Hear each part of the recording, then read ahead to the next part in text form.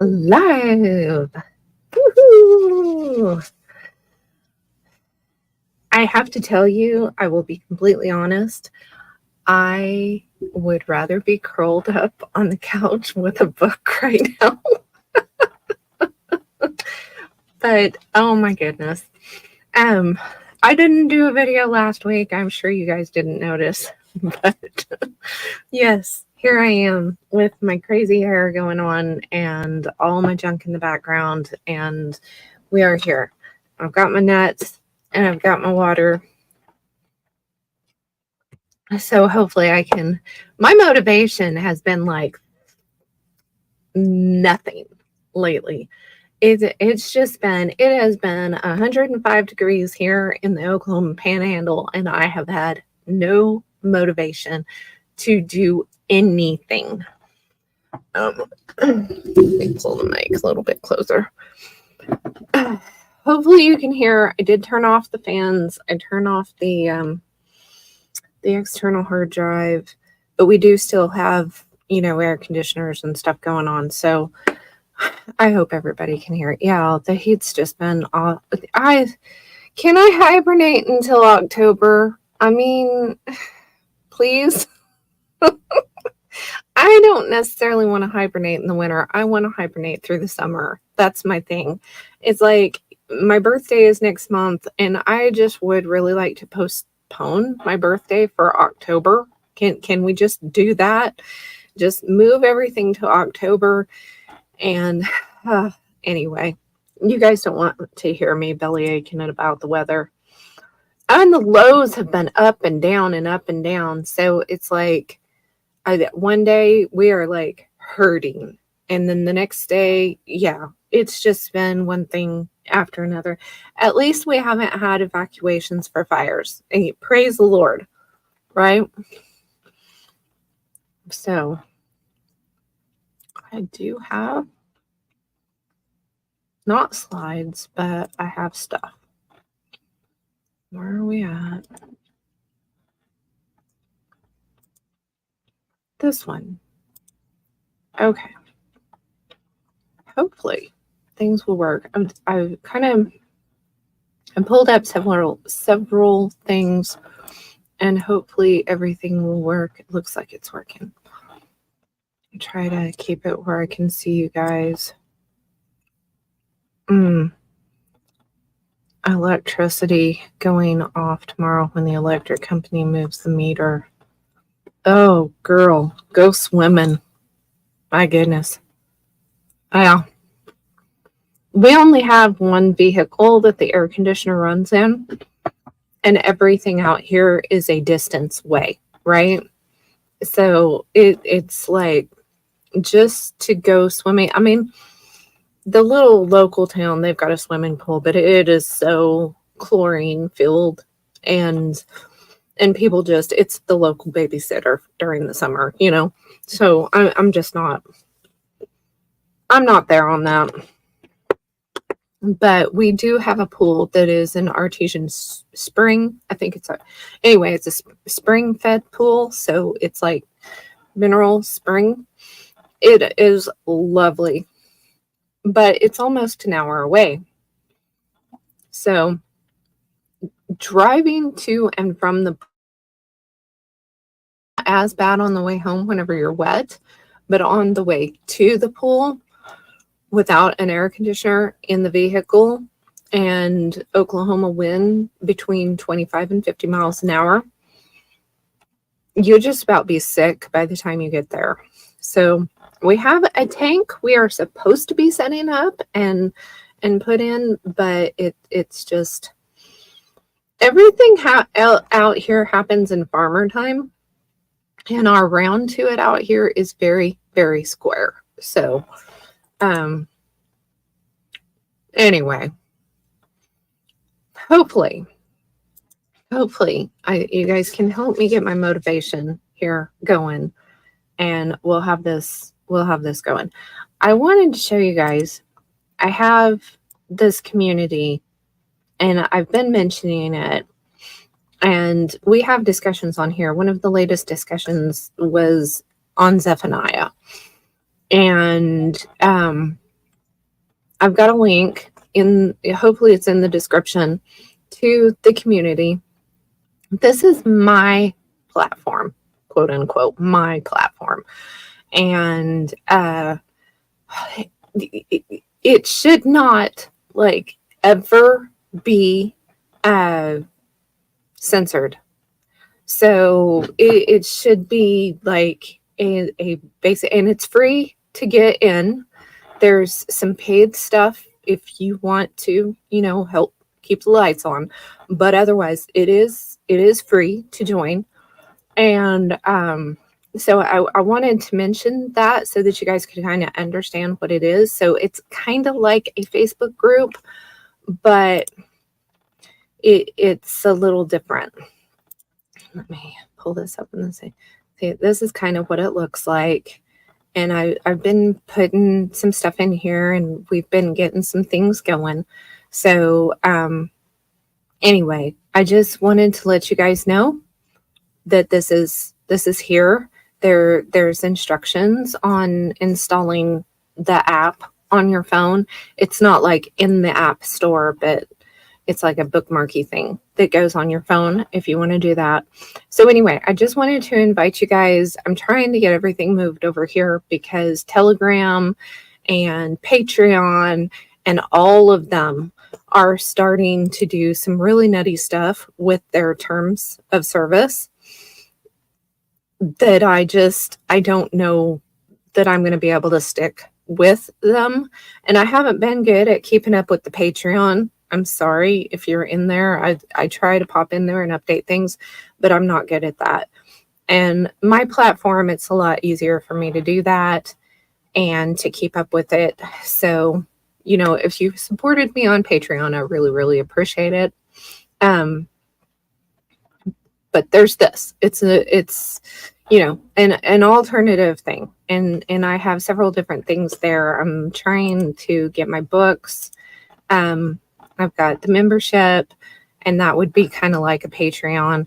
And that is where I'm putting like the transcriptions to these. So if you have trouble hearing what's going on, then the transcriptions are in there. I've got my Star Chronicles book, and the color book is in with that. So it's like you get the color book for free for buying it through this. And then I've got a free newsletter. The magazine is available here, and I've got a course if you're interested, and I'll be adding more stuff in here. So anyway, enough of that. There's been a lot going on about the short season here lately. And so I wanted to, just kind of jump in there with it. And on TikTok, I've run into a new person, a lady, a gal, that is talking about the short season and her reasoning on why she believes that we're in the short season. She's doing a really good job with it, and I've been sharing some of her stuff. So if you're following me on TikTok, you might be seeing her stuff, and I'm really trying to encourage her because I haven't seen very many women talking about this. And JT follows JC. He's been talking about it a lot. And of course, Paul from Understanding Conspiracy. I'm sure there are a lot more, but I just don't have time to watch a whole lot of the stuff. And you guys have sent me a few links, and I pop in there and try to watch some of the stuff whenever I possibly can. But yeah, it's hard to keep up. I'm just wanting to hibernate for the summer and get in a nice cool little place and just wait until October to come. So okay, so Emmy from the Manor Manor, she messaged me the other day, and she's like, oh my goodness, I think this in Zephaniah might be the smoking gun verse. That's not exactly how she said it, but generally on why full preterism wouldn't be the thing. So full preterism, if you're not familiar with this stuff, we're talking eschatology, which is the study of the end times.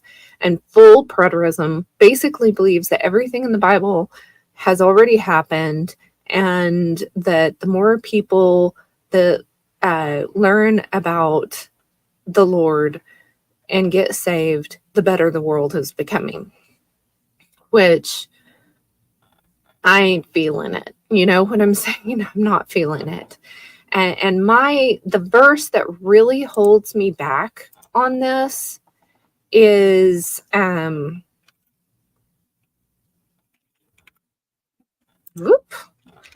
new heaven and new earth thing. And I know the answer because, Shelley from There's No Place Like Home has really been digging into the full preterism. But this is my big one and I saw new heaven and new earth, and the first heaven, first earth were passed away, and there was no more sea. And he's going into this, and the holy city of Jerusalem coming down, and this happening. And according to the research that Shelley's doing, the full preterists believe this is symbolic. And they've got all kinds of verses to back it up. And I'm not going to sit here and say that it's not, but this is one of the things that I'm looking forward to.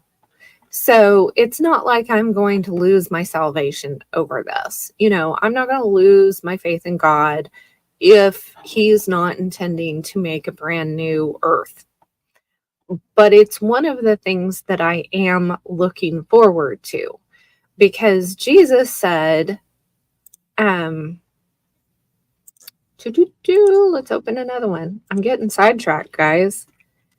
Meek.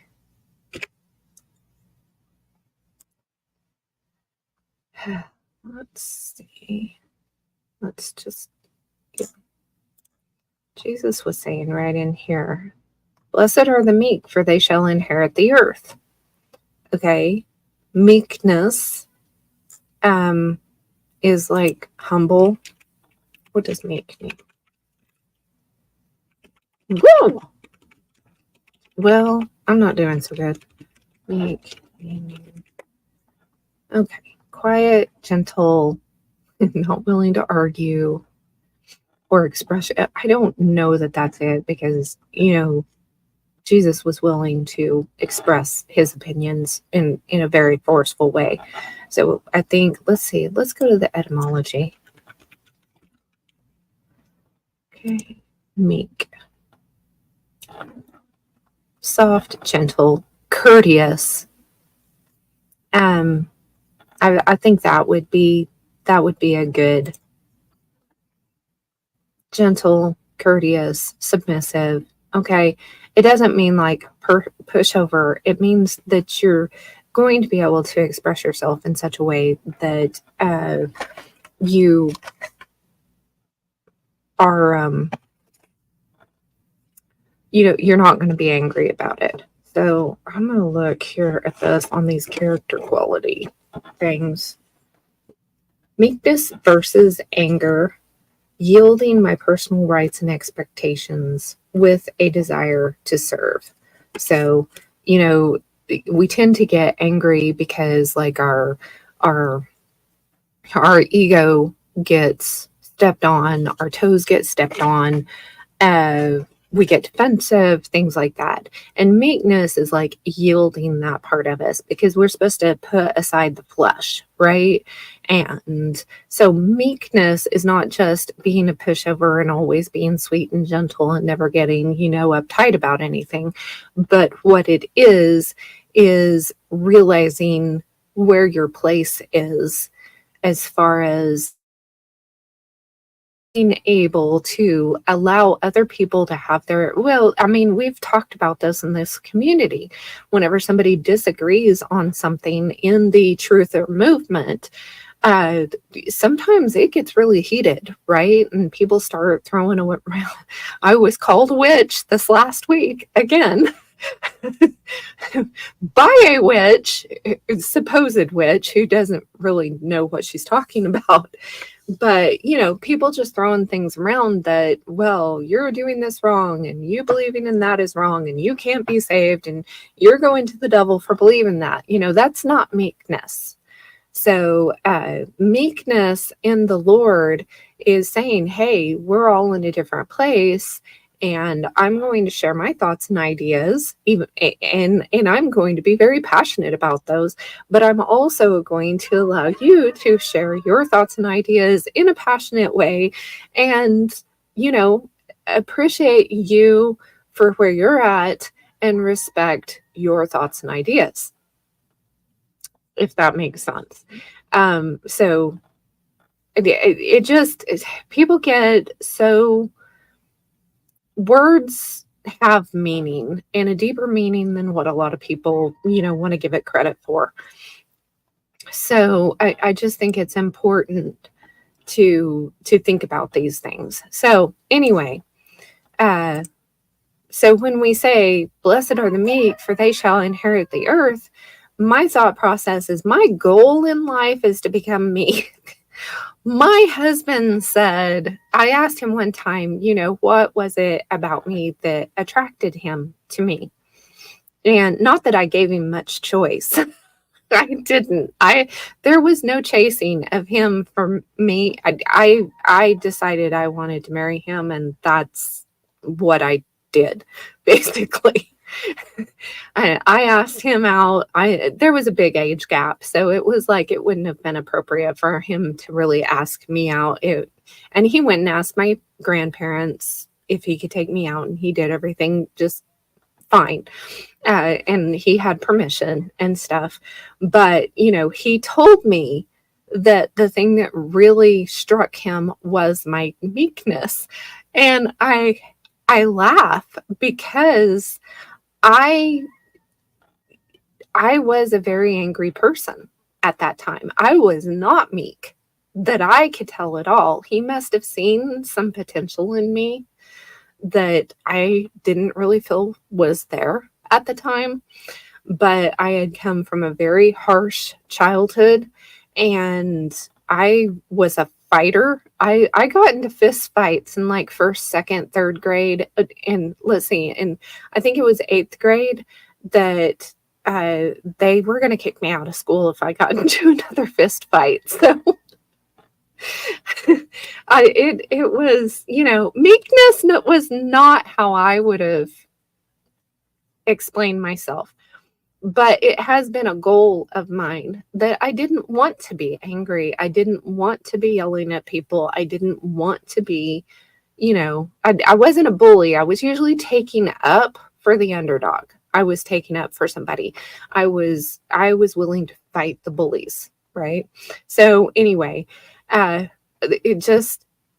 so with this being my goal, the meek shall inherit the earth. If the way I look at the earth right now and the way I see it is the epitome of what's left of devastation, between what's left from the flood. I mean, our mountains are dead trees, petrified dead trees, and titans, as far as I'm concerned. And if you're new here, I've got a Tin Hat Talks playlist that explains some of this stuff. But if you look at the trees, you some of the mountains, they look like huge tree stumps, right? And some of the mountains, actually, I have absolutely no doubt they're giants. They're some of the titans. So I don't want to live on that forever, like eternity, inheriting the earth and have this devastation. And then like John Levi over on his channel, he's finding all of this melted stuff, where a majority of the mesas and things around where he is at, and I know a lot of it around here too, is melted cities and things. And it's like, I don't want to live on top of that. I want a new heaven, Garden of Eden over, I mean, a new earth that is like the Garden of Eden over the whole thing. I have pictured in my mind that I want a cute little log cabin with a Victorian garden and my own little mountain in the background and a nice stream or a pond in the front and a cute little walkway going back and forth so people can come visit me and stuff. I want a place where there's no stickers and thorns to have to fight, and where it's, easier for me to grow my own food and things like that, And so anyway, that's my thought process. So that's where I get stuck on the whole full preterism thing, is the I saw a new heaven and a new earth, and the meek shall inherit the earth. And then I'm looking at the earth and saying, whoa, if everything has already happened and this is what we're going to inherit, what are we going to do with it? Because it's not in good shape and it's not getting better from what I can tell.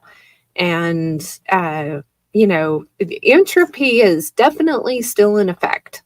So things are not reversing as far as that's concerned. So yeah, so anyway, Zephaniah, in here it says, I will utterly consume all things off the land. I will consume man and beast. I will consume fowl of the heaven, fish of the sea, and stumbling blocks of the wicked. I will cut off man from the land. Okay, and this could be talking about Israel, all right? It could be talking about, I'm going to consume everything in Israel. And this is Zephaniah. So it could be talking about the Babylonian, because he says here, this is in the time of, let's see, Josiah, in the days of Josiah. Okay, so that we're talking 3,560-ish after creation, right? And this is before, about 100 years before Nebuchadnezzar sacks Jerusalem. All right, so it could be talking about that, but it seems like it's really getting deeper than that. And I will utterly consume all things. So let's see. I pulled up the lexicon, and it says, I will completely remove, come to an end, cease, all, the whole thing, all, from the face of the land. And then NASB, from the face of the earth, declares the Lord. Okay. I will remove man and beast. I will remove the birds of the sky and the fish of the sea. And this here, instead of it saying, this is 3, right? Stumbling blocks. Okay. Stumbling blocks here. This was one of the things that I got. Oops. I should pull this over here closer. And the word that they're using for stumbling block is this right here. Okay. And it can mean stumbling block.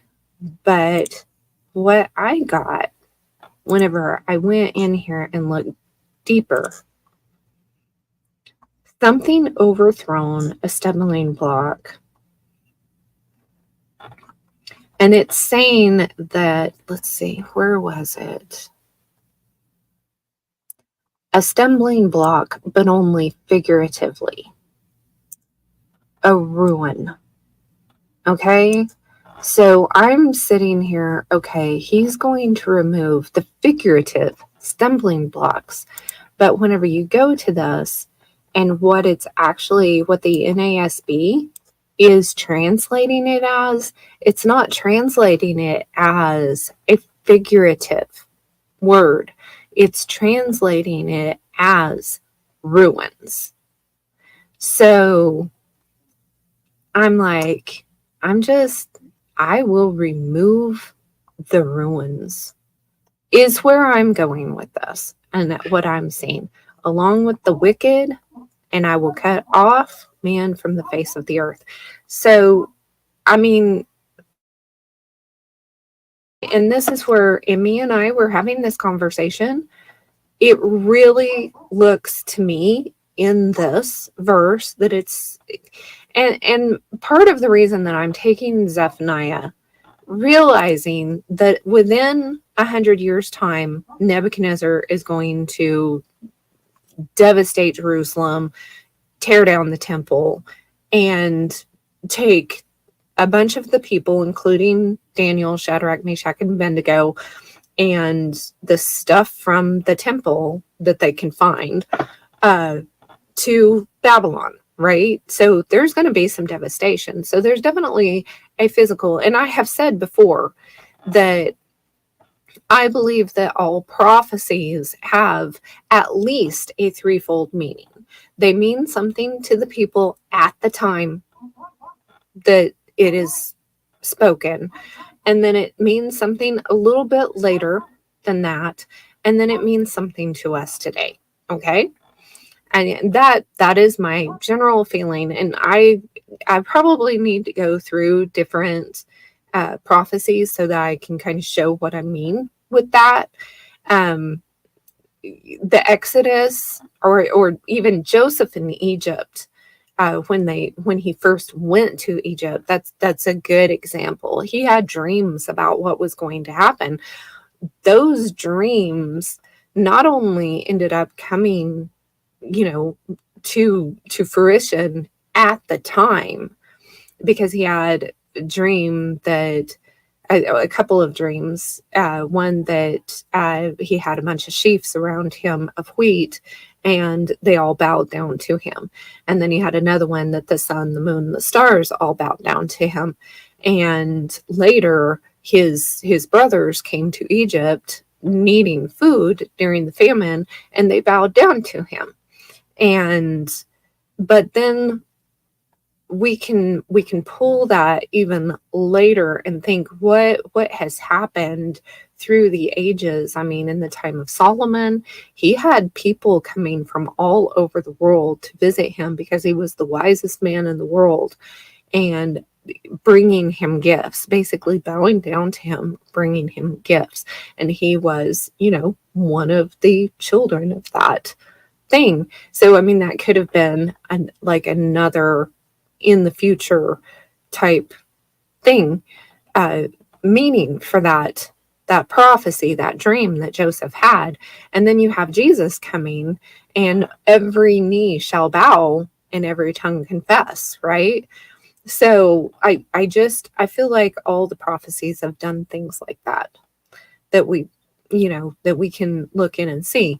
We also have another thing that I don't think gets kind of talked about, as far as like the full preterism versus, and that would be that we have prophecies woven into the Old Testament scriptures, where they're prophesying about Babylon and these various things, but they weave into it prophecies about Jesus as well. Okay, so that happens a lot.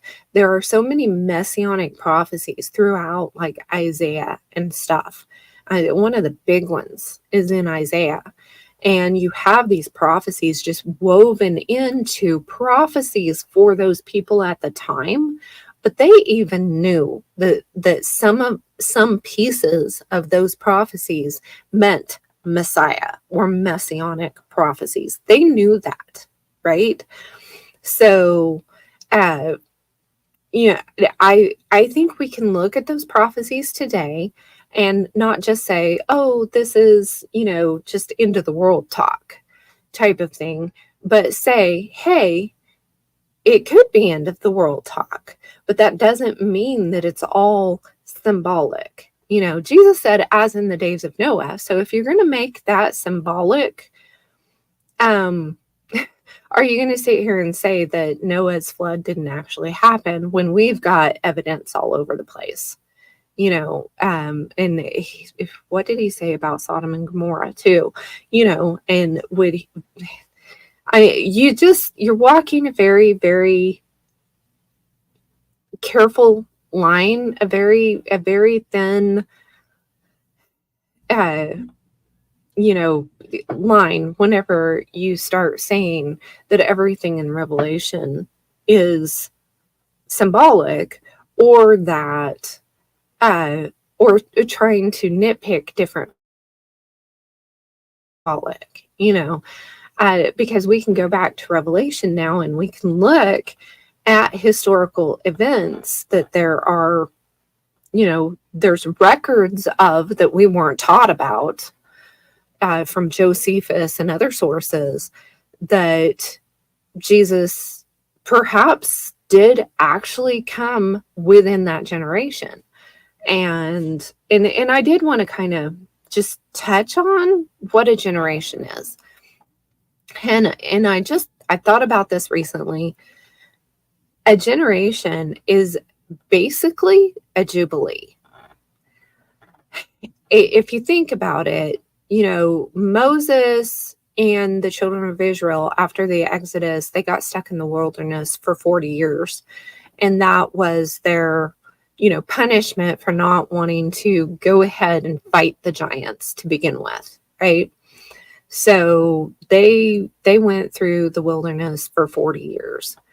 And that's not a whole 49, right? But they didn't, as they went into the land, it took a while before they actually, gained control of most of the land that they were promised. So it was more than, but it was 40 years before they were able to go into. So we tend to think of 40 years as a generation, right? But I want to think that it is between that and the Jubilee time, because, that every 7 years, all debts are supposed to be forgiven. Everybody's supposed to be set free, all the slaves set free, and all of this.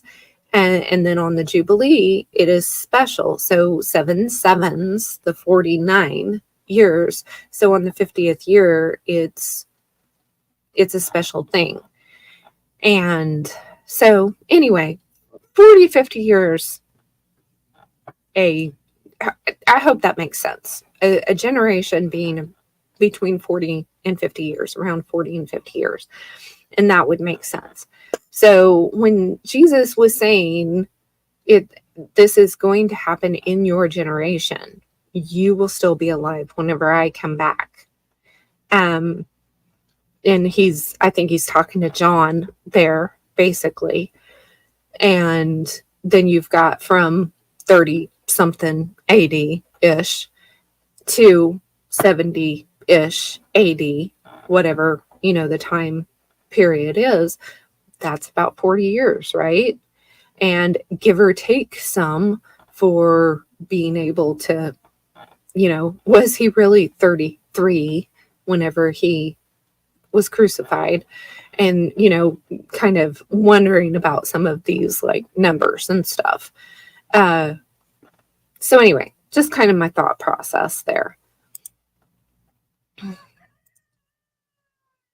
Anyway, that is very much what I was kind of thinking there. And then I went through and I looked up a little while, because we're talking short season, right? So we've got a couple of things. Depending on the Bible translation that you're reading it in, it says either a little while or little season. Okay, King James says little season. The various translations kind of say different things. And little season is mentioned twice in the book of Revelation. And I have struggled with, is the book of Revelation linear, like, one thing after another happening? And people have got different ideas on this. The futurists, and everybody does, right? Sorry. But you've got in Revelation 6:11, it's saying that the saints, given the white robes, that were the martyrs, that they should rest for a little season until all of the martyrs should be killed and their time fulfilled, right? So there's that little season. And then in Revelation 23, which I feel like this is where we're at, Satan's cast into the bottomless pit. He's shut up with a seal on him. And this kind of makes me think that, the seals, okay, are the seals part of this? Or maybe not. I don't know. That he shall deceive the nations no more until the 1,000 years should be fulfilled. And after that, he must be loosed for a little season. Okay. And the preterists tend to research that Shelley's doing. The preterists are saying 1,000 years just means a long time. And then a little season, they're not really given, nobody's really understanding what a little season is. So, and people will ask, well, if the 1,000 years is 1,000 years, then why is the little season 1,000 years too? If we're in 2000, in the 2000s, and if the first 1,000 year was from like 70 AD to 1070 AD, which is when the Pope Gregory, I don't know if I got that up. I don't think I got that up. I had that up, but that's when the Geneva Bible says that Satan was released in 1070. My theory right now,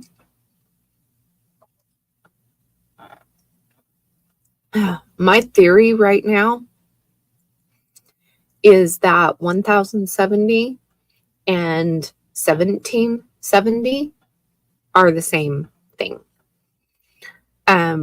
That there's not, because in so much of the 15, 16, 17s, you still have an I or a J. So I think that could very well be in the year of our Lord. It could be, but then that would be in the year of our Lord 700 something. So I don't know, but if that's the case, I don't know. It's really hard to. It's really hard to kind of like do the math and say, okay, when was this? Because it really seems like something big happened somewhere between the 1776-ish time period and the 19 teens. I mean, you've got the Cabbage Patch Babies and all these things going on. And it's like, we know we've been lied to about our history. We know we've been lied to about our history. So is that really, that much time period in between there? Or was it actually a shorter amount of time? I mean, on one hand, there's a lot of history that's like very detailed. But then on the other hand, it's like, I've been wanting to go through the Chinese history because they've kept very detailed records. And I would like to compare and see where they are and what they have said has been happening, and like get their timeline all laid out and find out how it correlates with the timeline of the Bible and since then, and see where we're at. But anyway, I don't know that it's been 1,000 years. I have a hard time believing that it's been 1,000 years. But as far as the preterists are concerned, if they believe that the 1,000 years is, is symbolic, a symbolic period of time and not an actual set amount of time, then who's to say that the little season has to be a set amount of time? My only problem with that is he differentiates. He's saying 1,000 years will be fulfilled, and then he'll be loosed for a little season to deceive the nations. And definitely right now, what we're seeing is a big deception, right? And we don't know how long that deception is gone. And God is not tied to, he's tied to his word. When he says something, then he's tied to that. But yeah, the 1,000 is way more specific than little season. Exactly. It's like you've got 1,000 years and then you have a little season. And my thought process has been, well, if 1,000 years is like a year, then a quarter of a year is a season, right? So a quarter of 1,000 years would be 250 years. So where are we at with that? You know what I'm saying? If we think that it was like 1776 was the start, then we would be about a season in, right? So I don't know. I'm definitely not just, I'm throwing things kind of where I'm feeling right now. And I've had some pretty crazy things going through my brain lately. So I won't even inundate you guys with all the craziness that's been going through this noggin lately. Oh my goodness. Let's see. Yeah, I think I've talked about all the things that I was going to talk about there. But I'd love to hear y'all's thoughts. So, as far as this concerns, it's like brain gymnastics trying to, figure out what is actually happening. Another thing that Emmy and I have been talking about a lot, and that I've been seeing a lot on like the TikTok stuff and things. And if you guys are afraid of TikTok, I've been on there for I don't know how long now. And I would say TikTok is not, it was given a bad rep for a reason. And, China probably already knows everything about you that they want to know, or more than they want to know. It's like TMI as far as Americans are concerned and what we broadcast about ourselves. Besides, they own a big bunch of land here in the United States. So getting on a platform of theirs isn't any more of a privacy issue than what we're actually dealing with on our own soil. So anyway, if you feel like God does not want you on TikTok, then do not go on TikTok. But I would just say that if he's not telling you that specifically, you might try it and check it out, because there are information that comes on TikTok that you can't put anywhere else. You still have to be careful how you word things on there. And I think that's mostly because there are people who will get on there and report stuff. So you have to be careful about what you do, but it's not as bad as other places as far as the censorship stuff. There's a reason that they want to get rid of it. So anyway, the English language has been one of these things that's been coming up. And unfortunately, because of some of this information that's coming up, and we're realizing that we've been lied to about everything, and we realize that the English language has had its issues, people are starting to doubt the Bible completely. And I've said this before, and I will say it again. Do not doubt the Bible. Okay. Different translations are going to have issues, of course, because people are, The Bible wasn't written in English. The Bible and people do the translations and the transliterations. Okay, so it's going to be fallible as far as the translations are concerned. But the crux of the scripture is whole, because, and the reason that I know this is because, everybody's like, well, King James was a Jesuit and he's the one that commissioned the King James Bible and all this kind of stuff. But when the Dead Sea Scrolls were found in the when were the Dead Sea Scrolls found? Yep, Dead Sea Scrolls. That's what I want. Dead Sea Scrolls were found in between 1946 and 1956. Okay? The Dead Sea Scrolls were found after the Second World War. And when you compare them to the King James Version Bible, the 1611 King James Version Bible that still had the Book of Enoch in it and the Apocrypha, it is almost word for word. Okay? God preserves his word. He knows that it is important, and it doesn't matter if there is a Jesuit that is trying to mix up words and stuff. You can trust it. You can trust that. Plus, he gave us places that you can double check, like the book of Matthew. If you do the math in Matthew chapter 1, it gives you a math problem in Matthew chapter 1. And if you do the math in chapter 1 of Matthew, you will find that it is Joseph, the father of Mary, not her husband. And that is the reason that lineage,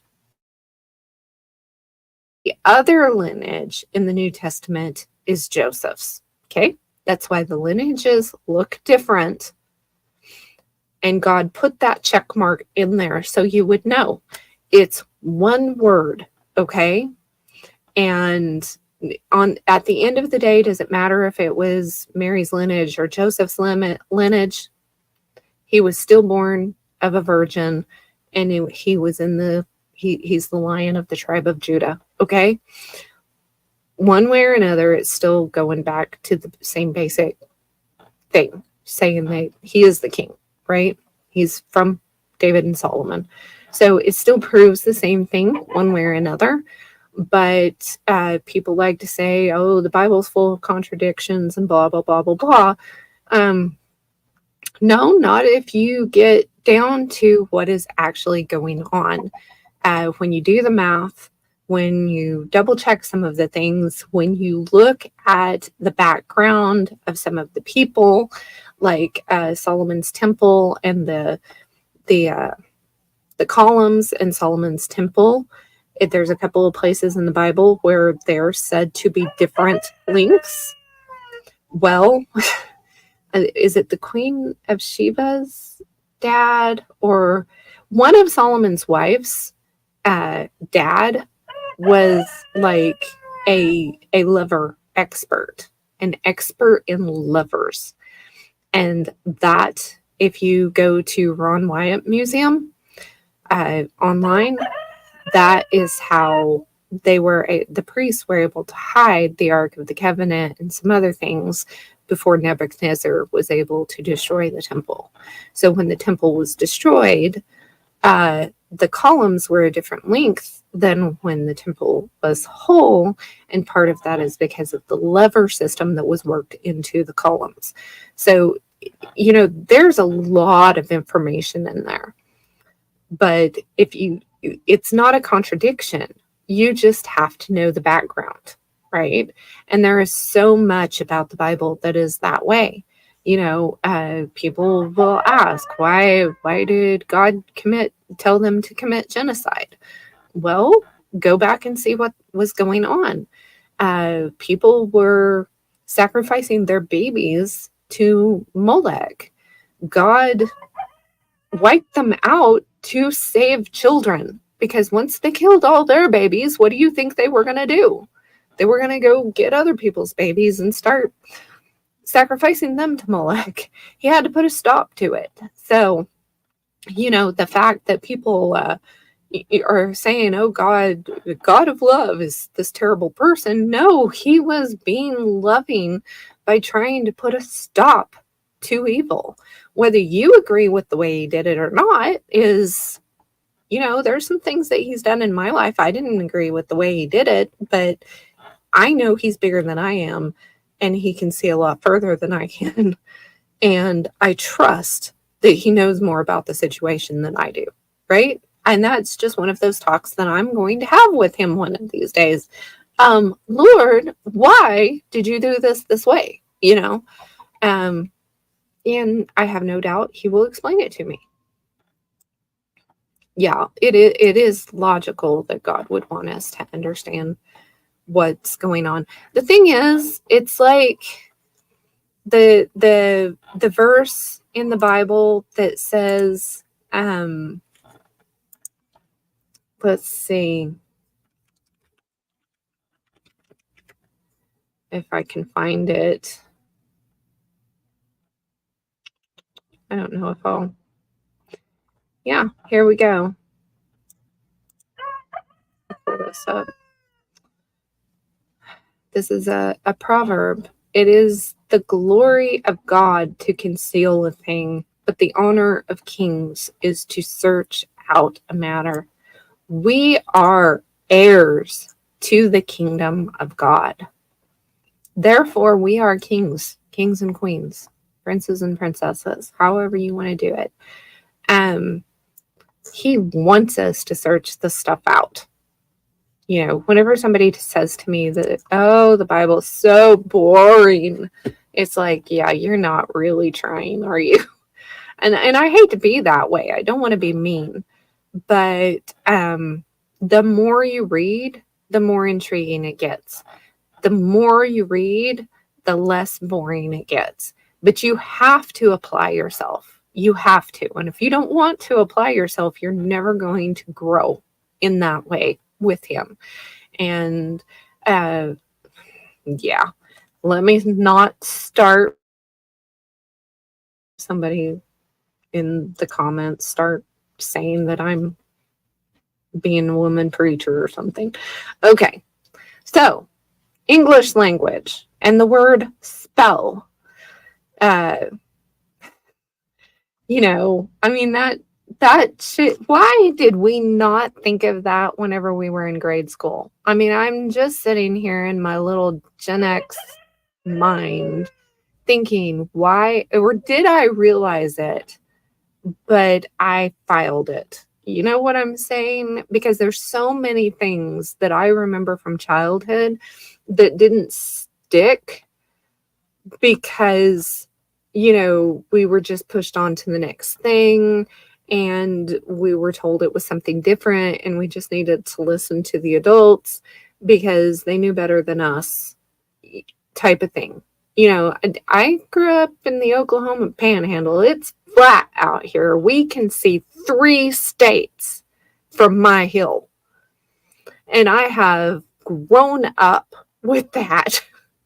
But it wasn't until 2017 that the Lord just smacked me over the head and said, biblical cosmology, Donita. Da, da, da. Oh my goodness.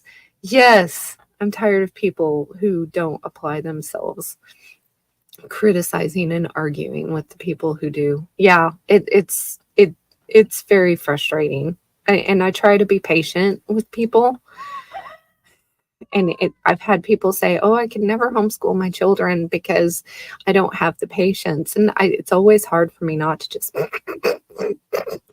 If patience was a prerequisite in homeschooling, I can promise you I would not have been the one doing it. Okay? Not me. It would not have been me. Patience is not my thing, guys. Patience is not my thing. But and our children never stepped foot in an institution. They were never enrolled in an institution. Okay. So I am very proud of that, because not in like a mean, egotistical, proud way. It's not easy. All right. We had to sacrifice for me to be able to stay home with our children and put up with their shenanigans and try to get them each to a point that they could, read, write, and do what they needed to do in order to grow into decent adults.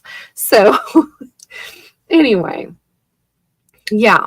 Uh spelling, spell work, magical charm, incantation, and trying to look from where this comes from was kind of hard. Google and the powers that be are trying to tuck this away so that we don't know where this is coming from. Okay. I thought this one was interesting. One of the things, meanings of it: a short period, a period spent in activity, specific kind of weather, a period of suffering, and it says late 16th century, a variant of dialect, take the place of. And I'm like, oh, that's interesting. So all of a sudden, we've got this English language coming up, and it's taking the place of. Isn't that interesting? Because English is fairly new. English is not an old language. English is a mashup of Greek, Latin, and German, basically. Okay? And it's taking the place of. And some people have said that English means angel speak or angel language, and that it was the language of the millennial kingdom.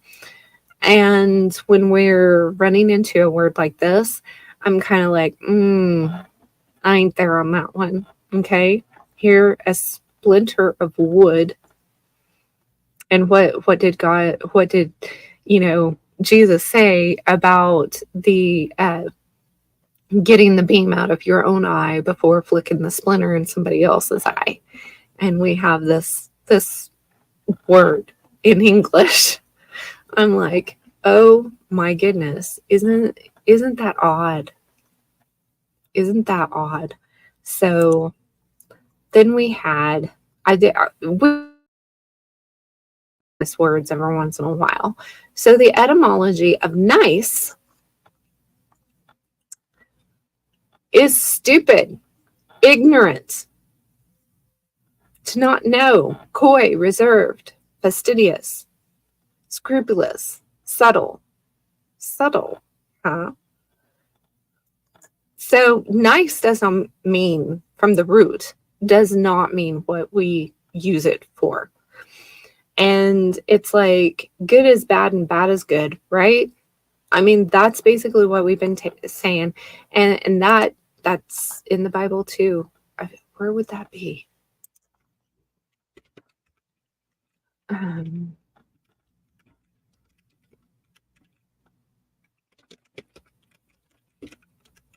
know. Woe unto them that call evil good and good evil.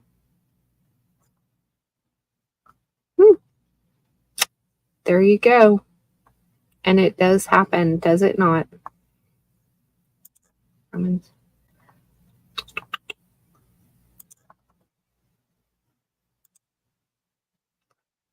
Thoughts.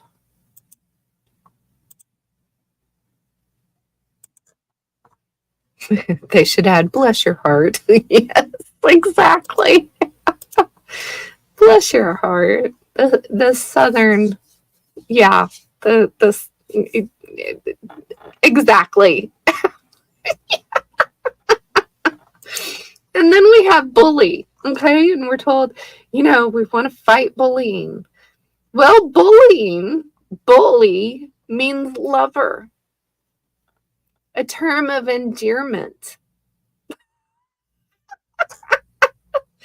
Is this not? Oh my goodness. Yeah, it means lover. So I would encourage you guys to start thinking. Now, this was interesting. Bless actually comes from blood. Originally, perhaps mark or consecrate with blood. I thought that was way interesting. So to bless someone is like actually help consecrating them with the blood of Jesus. I mean, does that not put like so much more depth into like saying God bless you to somebody, that you are actually trying to mark them, consecrate them for the blood of Jesus? I mean, wow. That one hit me pretty big. And then fun. Fun means to cheat or hoax.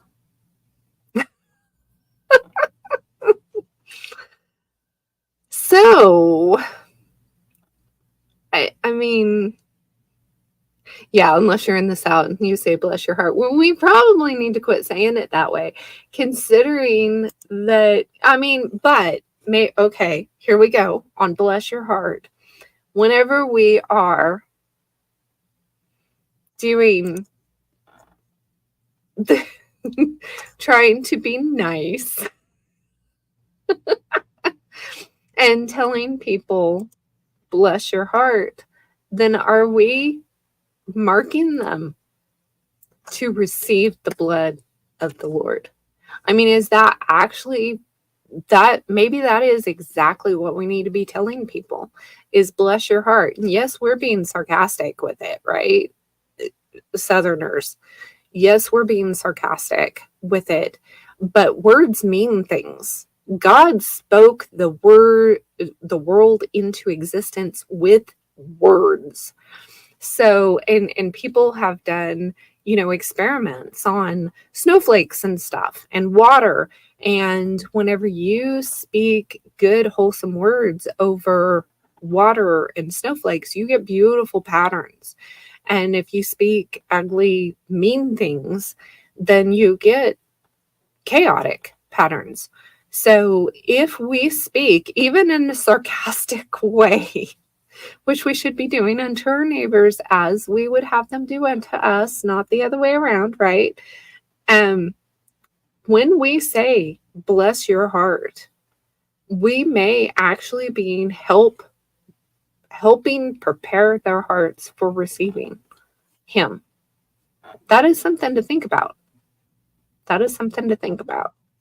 So make sure whenever you say bless your heart to somebody from now on, Southern sisters, from now on, whenever you say bless your heart to somebody, you make sure that it is somebody that you want to be saved.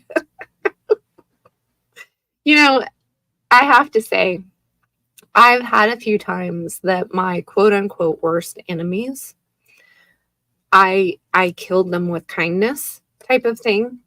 And they ended up being some of my best friends. And so you never know. And so often we just never know the depth of what people are dealing with in their lives. And it's really, I don't share a whole lot about I give little bits of my life and my past and stuff, but pretty hard stuff. They really do. We all do. We all do. We can all probably got some harrowing stories we can share, right? And so if we can keep that in mind and realize that those people probably have just got some really hard things that they've been going through, and they probably need prayer And anytime somebody is not being nice, being rude, or being abusive or whatever, we know the answer. We know what they need, right? They need him. They need Yeshua. They need to get saved. And so, anyway, that's what we need to be doing. We need to be sharing the love in a real way. And get over our sarcastic selves sometimes. And I've been that way since I was, my grandmother called me sasspot. Okay. So yeah, from toddlerhood. So from the time I started talking, I asked questions that people didn't want to answer, and I was sarcastic. So it's something, some of this stuff Gen X was just born with. I'm absolutely convinced that our generation was just given an extra dose of sarcasm and independence, and I don't know what all. But anyway, I've been at this for over an hour. I can't believe it. For being somebody who was not motivated, I did a lot of talking. I'm glad you guys put up with me. Oh my goodness. So I hope this has given you guys some things on it. Me and my crazy hypotheses, you know. Let me know what you think. And I like it whenever you guys are sharing, you know, stuff that you learn too. And if you do want to, if you're not part of the community yet and you want to get in there, I would welcome that, because I want this to be a community where we can, you know, go back and forth with this stuff and have discussions and things. I have had some people contact me that they say the only way that they can give me information is on the phone or something like that. And I just tell you, the idea of talking on the phone exhausts me. I hate talking on the phone, and I am an extreme introvert. So if you can email me information, it's great. And like I said, my community is on my own platform. So it should be about as safe a place as any for us to share things. So anyway, the invitation stands if you would like to. If not, that's fine too. So anyway, and I appreciate you guys. You guys are awesome. And I will let you go. And remember, you can make it through the dust storms of life with God's divine help. Love you all.